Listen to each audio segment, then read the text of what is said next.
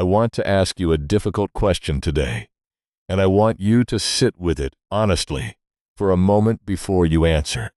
When your son or your daughter telephones you these days, or pops round for a visit, are they coming to see you, or are they coming to check on something else entirely?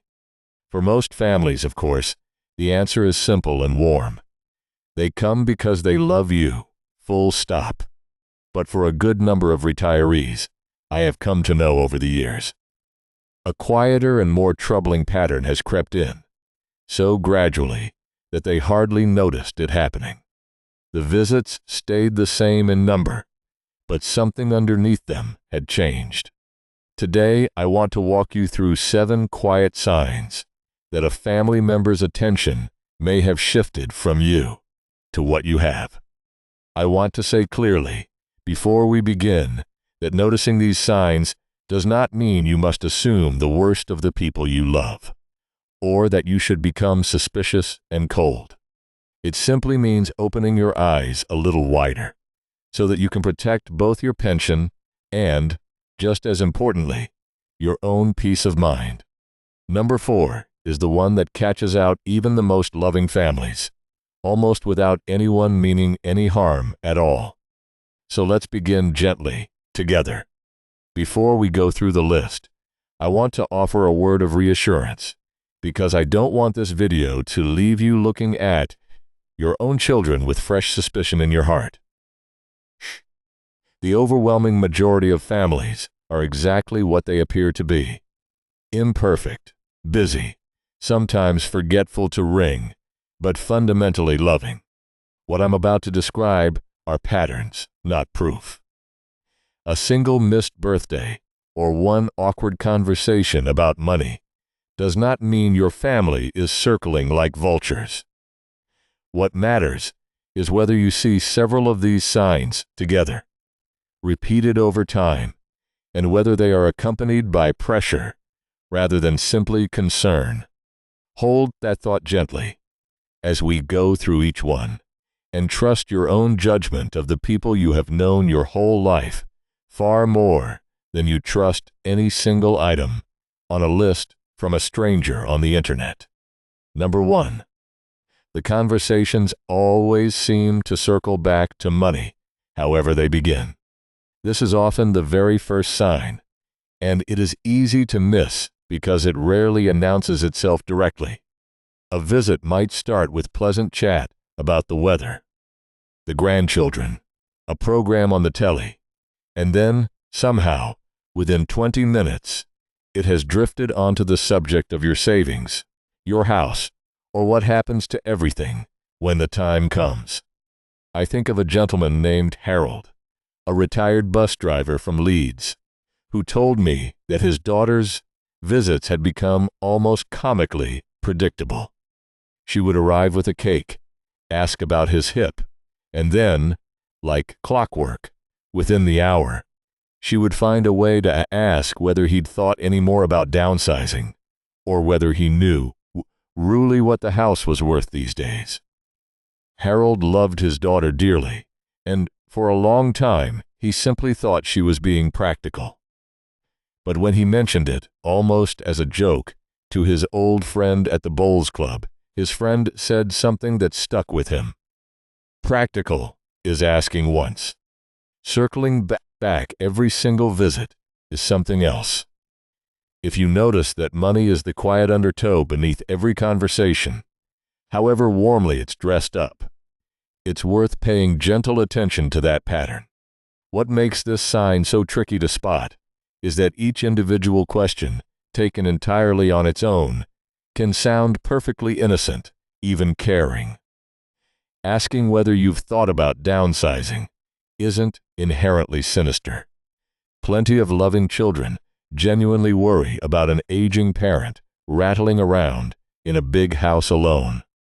The difference lies not in any single question, but in the rhythm of it, in whether the topic arrives once, is discussed, and is allowed to rest, or whether it returns like clockwork, visit after visit, regardless of what else is going on in your life that week. Harold told me that once he started noticing the pattern, he began gently testing it. The next few times his daughter steered the conversation toward the house, he simply said, warmly but firmly, "I'll let you know if that ever changes," and moved the subject along himself. He said watching how quickly or how reluctantly the conversation actually moved on told him a great deal about what was really being asked. Number 2. Sudden, unexplained warmth after years of distance. This one is painful to say aloud, but it needs saying. If a family member who has been distant for years, perhaps a nephew you've barely heard from, or a stepchild who drifted away long ago, suddenly reappears in your life with great affection, precisely around the time your health has declined or a spouse has passed away, it is worth asking yourself honestly what has changed. I knew a widow named Sylvia, whose husband's cousin, a man she had met perhaps 3 times in 30 years, began telephoning her weekly within a month of her husband's funeral, full of concern for how she was managing alone. It felt lovely at first, in the depths of her grief, to be so wanted. It was only 6 months later when he began gently suggesting she might want someone she trusts added to her bank account just in case, that the timing of his sudden devotion became rather clearer to her. Genuine love doesn't usually arrive only once there's something to gain. If the warmth appeared suddenly and specifically at a moment of vulnerability, that timing itself is information. Number 3. They discourage you from getting independent advice.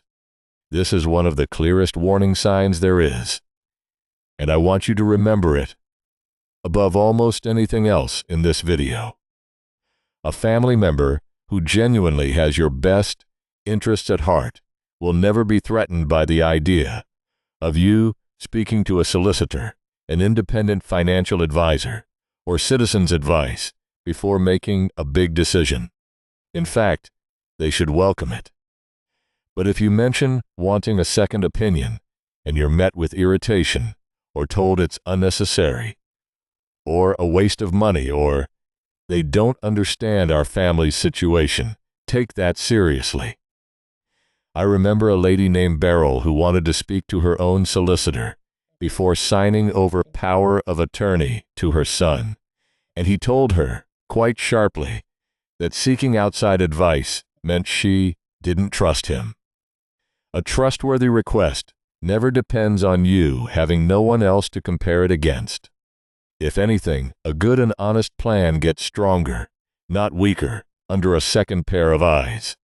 I want to give you a very practical way to test this, because it works better than any amount of arguing. The next time a family member proposes something significant, adding their name to an account, transferring a property, signing a new arrangement, simply say, pleasantly and without any confrontation at all, "Lovely, I'll just run it past my solicitor first, as I do with anything important." Then watch, quietly, what happens to their face and their tone in the next few seconds. Someone with entirely honest intentions will barely register it.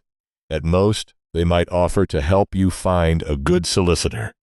Some with something to hide will often, even if they catch themselves quickly, show a flicker of frustration, or suddenly discover the whole thing is too complicated to bother a solicitor with, or begin explaining at some length why this particular situation is different and doesn't really need outside eyes. That flicker, more than almost anything else in this list, tends to tell you what you need to know.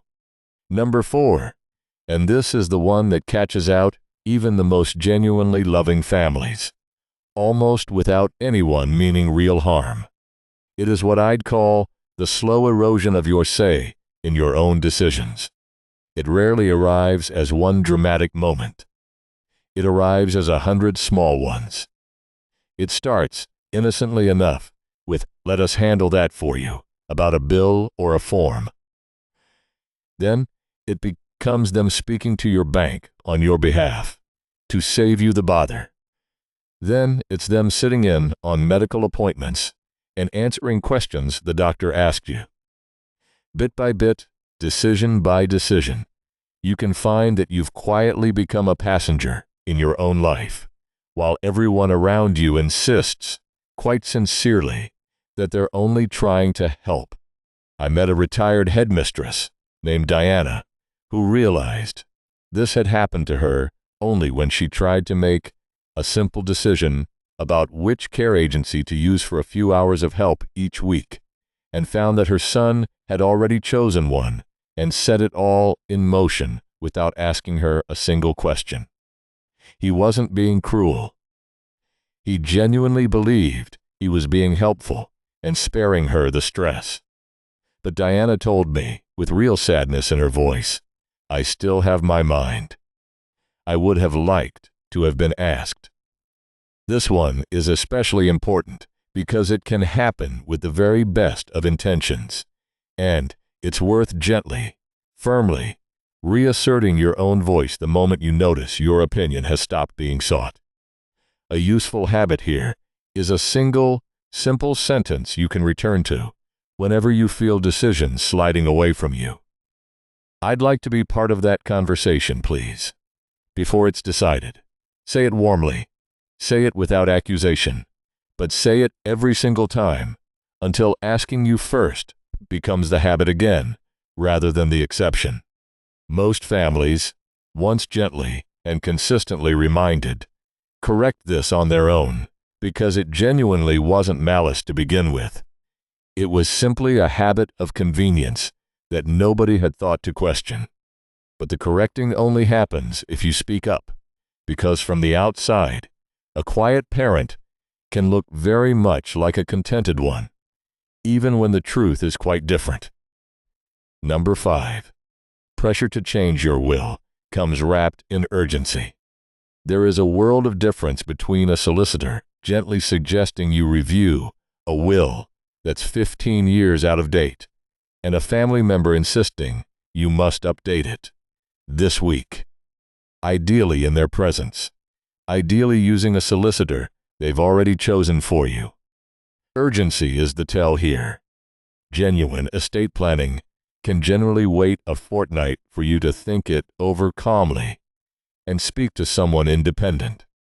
I recall a gentleman named Trevor whose son-in-law arranged, without much notice, for a solicitor to visit the house to save Trevor the trip, with the will changes more or less already drafted, needing only a signature. Trevor, to his credit, simply said he wasn't ready, thanked the solicitor for coming, and asked for time to think. There was a distinctly frosty atmosphere in that house for a few weeks afterwards, which, sadly, rather answered the question of what the visit had really been about. If anyone tries to compress a decision that deserves weeks of careful thought into a single rushed afternoon, that pressure itself deserves your suspicion, quite apart from whatever the decision actually is. Number 6. They isolate you, quietly, from other people who might ask questions. This is one of the more troubling signs, because it can look, on the surface, like closeness rather than control. It might sound like, "You don't need to bother your other children with this," or "Let's keep this between us," or gentle discouragement from seeing old friends who just upset you or aren't good for you. I think of a lady named Audrey, whose son began finding reasons why her weekly lunch with her 3 oldest friends had become too much for her, suggesting she was tired afterwards, that perhaps once a month would suit her better. It was only when one of those very friends rang the house directly, worried she hadn't heard from Audrey in weeks, that Audrey realized how thoroughly her small, ordinary social world had been quietly narrowed down to just her son. The people who care for your welfare, rather than your wallet, generally want more eyes on your situation, not fewer. They welcome your friends, your other children, your neighbors, precisely because a wide circle of people who love you is also, whether anyone says it aloud, a form of protection for you.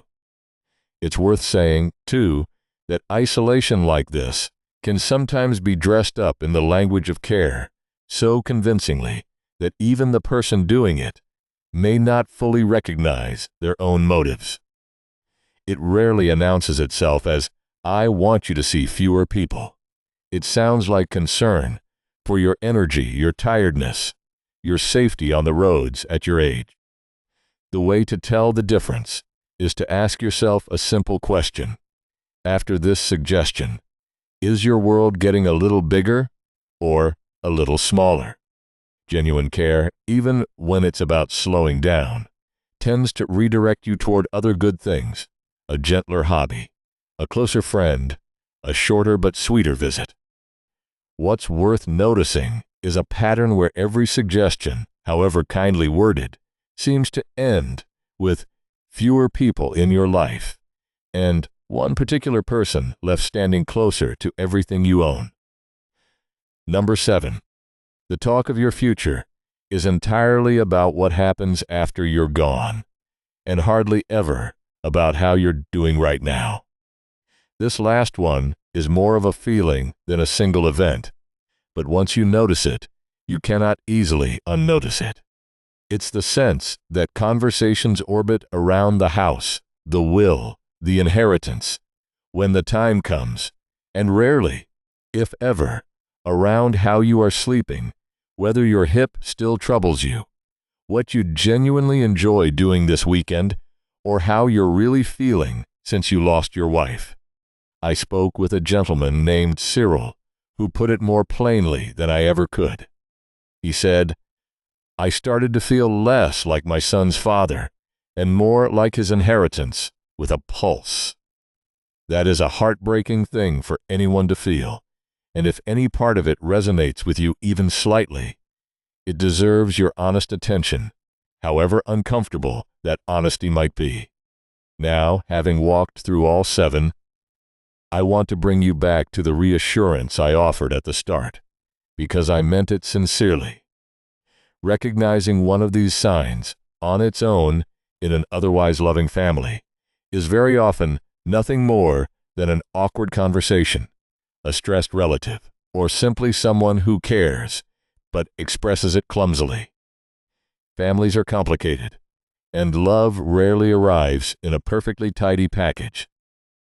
What you are looking for is a pattern, not a single incident, several of these signs together, repeated and accompanied by real pressure rather than honest concern. And if you do recognize that pattern, please hear this clearly, noticing it is not a betrayal of your family, and it is not paranoia. It is simply wisdom, earned the hard way, by a great many people who wished someone had told them sooner. So what do you actually do? If some of this has struck a little too close to home, let me offer you a few gentle, practical steps, rather than leaving you simply worried. First, and above everything else, get independent advice before any significant decision, a will, a power of attorney, adding something to an account, selling the house. Choose your own solicitor, one that no family member selected for you, and see them without anyone else in the room. Second, slow everything down. There is almost never a genuine emergency that requires you to sign something today rather than next week. Urgency, as we discussed, is very often the tell rather than the true circumstance. Third, keep your circle wide. Stay in touch with old friends, other family members, your GP, your neighbors, not because you distrust anyone in particular, but because a wide circle of people who see you regularly is, quietly, one of the very best protections against anyone, family or otherwise, taking advantage of you. And fourth, trust that quiet, uncomfortable feeling in your stomach. After 60 or 70 years on this earth, you have an enormous amount of accumulated wisdom about people. even when you can't quite put your finger on why something feels off. Don't talk yourself out of that instinct, simply because it's uncomfortable to have it about someone you love. And let me add a fifth, quieter step, because it matters more than it sounds. Keep a small, private record. Nothing dramatic, simply a diary or notebook where, from time to time, you jot down what was said and by whom, particularly around money or decisions. Most people who write this down for a few months find it clarifies things enormously, because a pattern that feels vague and unfair in the moment often looks starkly obvious once it's there in your own handwriting, dated, in front of you. And, should you ever need to explain your concerns to a solicitor, a doctor, or another family member, having a clear record speaks far more convincingly than memory and feeling alone. Let me leave you with a story that I think captures the heart of all this better than any list could. I knew two brothers, both in their 70s now, whose elderly mother, Ivy, lived alone after their father passed. The elder brother, Gerald, lived nearby and visited constantly, but almost every visit, without fail, eventually turned to the house, to her savings, to what she really needed all that money sitting in the bank for at her age. The younger brother, Michael, lived 2 hours away and visited less often, perhaps once a month, but when he came he brought a crossword book, sat with her for the afternoon, asked about her garden, and never once in 3 years mentioned her finances at all. Ivy told a friend, quite simply, "Gerald visits my house. Michael visits me." When she eventually needed some support making decisions about her care, it was Michael she rang, not because he lived closer or visited more, but because he was the one who had shown her, consistently, that he wanted nothing from her except her company. There is a lesson in that small story, worth carrying with you. Pay attention not only to how often people show up, but to what they consistently bring the conversation back to when they do. So there they are, 7 quiet signs worth knowing, held alongside the genuine hope that none of them apply to the people you love. Watch for money circling back into every conversation. Notice sudden warmth that arrives suspiciously close to a moment of vulnerability. Pay close attention to anyone who discourages independent advice. Guard your own voice in your own decisions, even when the erosion feels well-intentioned. Be wary of urgency around your will. Keep your circle of friends and family wide, rather than narrowing. And ask yourself honestly, whether the conversation is about your life now, or only about what happens to it later. None of this is about becoming hardened or suspicious in your later years. It's about staying exactly who you've always been, generous and loving and wise, while making sure that generosity is freely given rather than quietly taken. If this spoke to you today, do take a moment to subscribe, because every week I share these honest, gentle lessons for our later years, and I'd love to have you along for the next one. And I would genuinely love to know, down in the comments, whether any of these 7 signs felt familiar to you, or whether your own family reassures you completely. Both are worth sharing, because someone else watching may need to hear either one. I read every single comment. Take good care of yourself. Trust the wisdom you've earned, and I'll see you in the next one.